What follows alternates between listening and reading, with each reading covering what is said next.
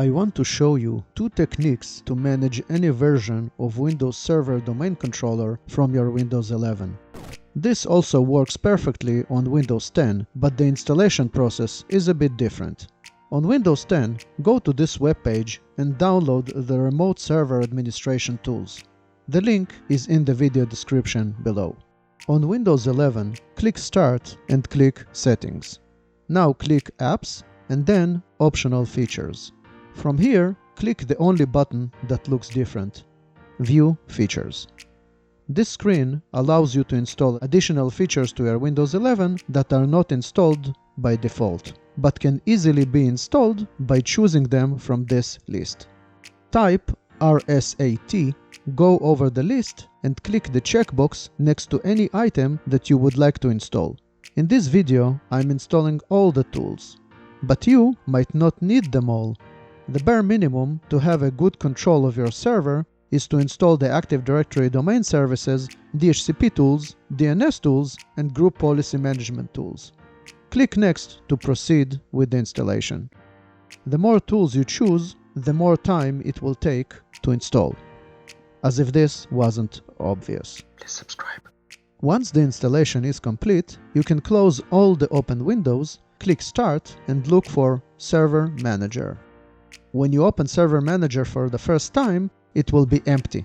You can add your server or multiple servers by right-clicking All Servers and clicking the only option to add servers. Type the name of the server here and click Find Now. Click your chosen server in the list here and click this tiny arrow button to add it to the list of controlled servers. You can do this multiple times to add multiple servers. When done, click OK. As soon as the connection to the server is complete, the manageability status changes to Online and allows you to control the server. These items on the left represent the active roles of the server and provide useful information. Clicking here will display a list of all the tools you previously installed. The more tools you install, the longer the list. Choosing any of the tools from this list will open the tool to control that specific role. For example, when you click the DHCP tool, the DHCP Management Console opens. When you use it for the first time, you need to add the server by right-clicking here and clicking Add Server. Click here, choose the server, and click OK.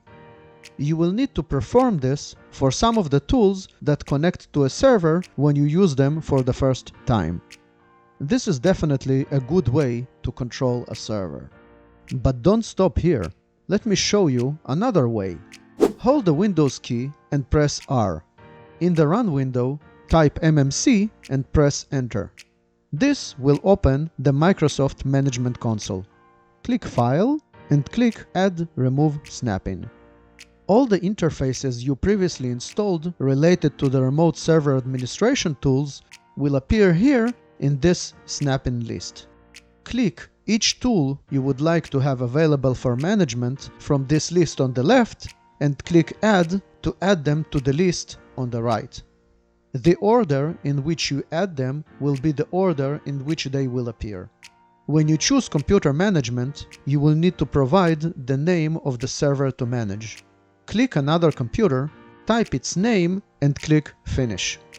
When done adding snap-ins, click OK.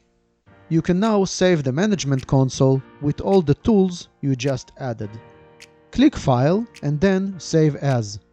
Give it a name, choose a location, and click Save. The tools directly related to Active Directory will automatically connect to a domain controller. You can see its name here. To manage a DHCP server, right-click it and click Add Server. Click here, click the server, and click OK. The first time you click the DNS management tool, it will ask you to which server to connect. Click this, enter the server name, and click OK. When you make changes to the console, remember to save the changes. You only need to save if you want changes to this interface to be saved. For example, the name of the server the DHCP uses to connect. You don't need to save when you make any changes inside the tools themselves. To have a good control of an Active Directory environment, I recommend adding the Active Directory users and computers, computer management, DHCP, DNS, and group policy management. When you close the management console, you will be asked to save. You don't need to unless you want to save any changes to the interface itself. And as always, if you liked this video, you should definitely watch this one next.